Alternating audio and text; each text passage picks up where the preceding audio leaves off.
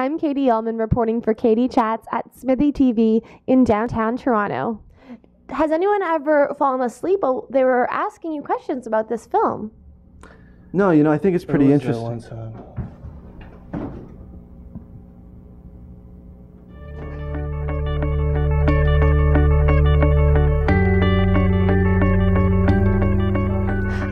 Director Chris Staulo and actor Nick Smyth. How did the two of you meet and start working together on your film Somnolence?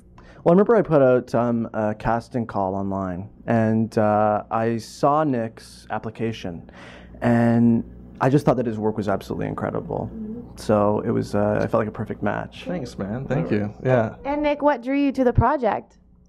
Well, I remember, I read the script, and it was just a really different script. It was really dramatic, but also there was there's a lot of underwater scenes in the movie, and I just remember there's a lot of stuff that I'd never done before, and it was really well written too. And also, I met with Chris. When I met Chris, I knew I wanted to do it because he's just, he's so talented. Whereas this is going to be a love fest, by the way, because you guys, if you need to hug, just go ahead. We'll do that behind the scenes. But I didn't know what the word somnolence meant. So for people like me, tell me what that means and why you decided to choose that for your title. Yeah, it's a strange one for sure, but somnolence, the dictionary definition is it's a state of drowsiness. Is that what it means? Yeah, it's basically another word for sleep. But essentially, the film is, hopefully it's very cerebral, and we're trying to really get our audience to think. So even just the title, I wanted to kind of lock it down and make it interesting and something that people wouldn't necessarily know. Totally. And in order to prepare for your character, did you take a lot of naps or? Katie. Yeah. What are you trying to say? You want to take a nap later? No, it's really funny. There was a lot of emotional prep on this, and just because it is a really kind of dark character, but also we laughed so hard on the set when we were making this thing, but it is a pretty dark project. Mm-hmm. But so you saw how I was really in it the whole time, and I kind of was in character the whole time, and it was.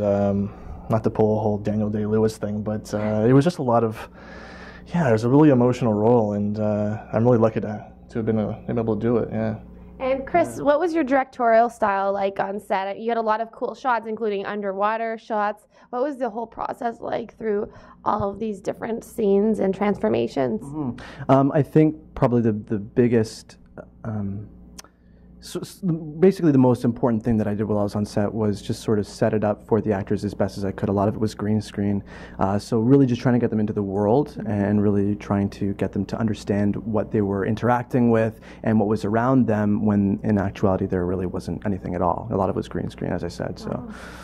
And tell me a little bit about the special effects in the film. It looks so high budget. How long did that take, and what were the different types of technologies that you used? Mm-hmm. Well, I could say that as an actor, it was really quite tough to actually do the scenes where there's a lot of scenes where there was a lot of special effects, and so you're reacting to something that's not there, and that was really kind of very difficult. But also, you have no idea what it's going to look like as well. I remember the first time I ever saw footage when the special effects were in there, it was blown away. When I'm in a car, and when we did the car scene, it's very, very Tron-like, but really it was just there was no car there at all, and it was merely being in a computer chair actually, and so there's a lot of stuff that's you're reacting to a world that you don't see. So when you see it later on, it's pretty cool. It would be very challenging for the actor though. But this thing was in post-production for a year. Yeah, absolutely.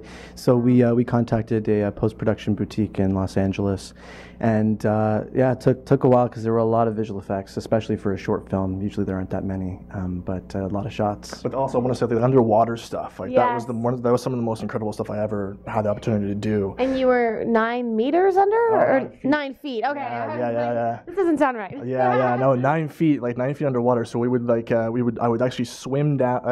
I would hear an action. I would swim down 9 feet, and then we would like act out this scene underwater, like, and we did that for all day. And towards the end of the day, I had like my molars hurt because of the pressure from the water. I mean, just I mean, like 9 feet. That's insane. And Chris, did you go under as well? No, I didn't. He was down there with his director's hat and a chair down there.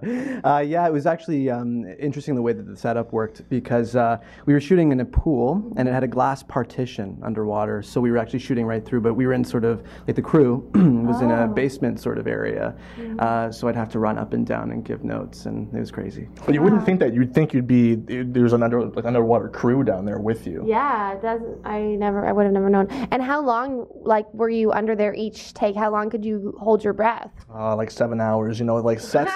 So you have sets gills. Long days. No, we would do it. I basically do it until, you know, I just couldn't do it anymore. I would push myself as much as I could, because, you know, you're holding your breath the entire time, and, you know, acting is hard enough, but trying to act underwater is even more challenging.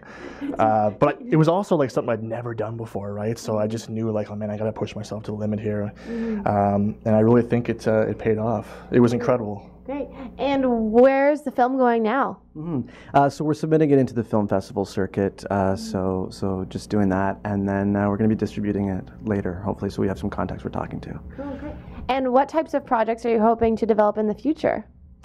We want to turn it into a feature film. Nice. This film, we think that we really sort of skimmed the surface of the whole story for this film, and I mean, it would just be great just to kind of dive deeper into it.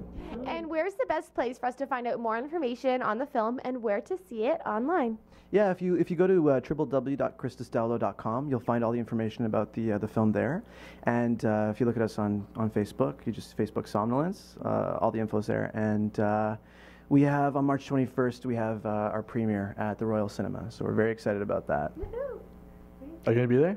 I will be there, absolutely. Promise? Bring Katie chats. Okay. Okay, good. And where can we find you online? You can find me on Facebook at facebook.com/Nick Smyth, actually Nick Martin Smith, and then also on IMDb. Yeah. Well, thanks so much, guys. Congratulations and best of luck with the film. Thanks, Katie. Thank you. I'll see you at the premiere. Thanks. See you there. I'm Katie Allman reporting for Katie Chats in downtown Toronto.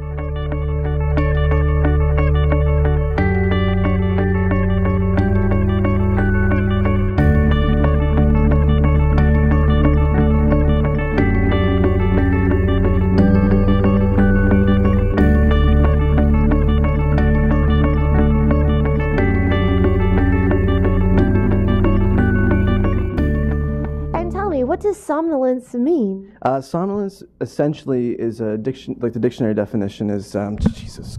Did she just fall asleep? Can you catch her? She fell asleep. Oh my God. Oh, she's a snorer. Okay. Who set this thing up? Should we call 911? No, let's just leave her here. Okay, just set her down.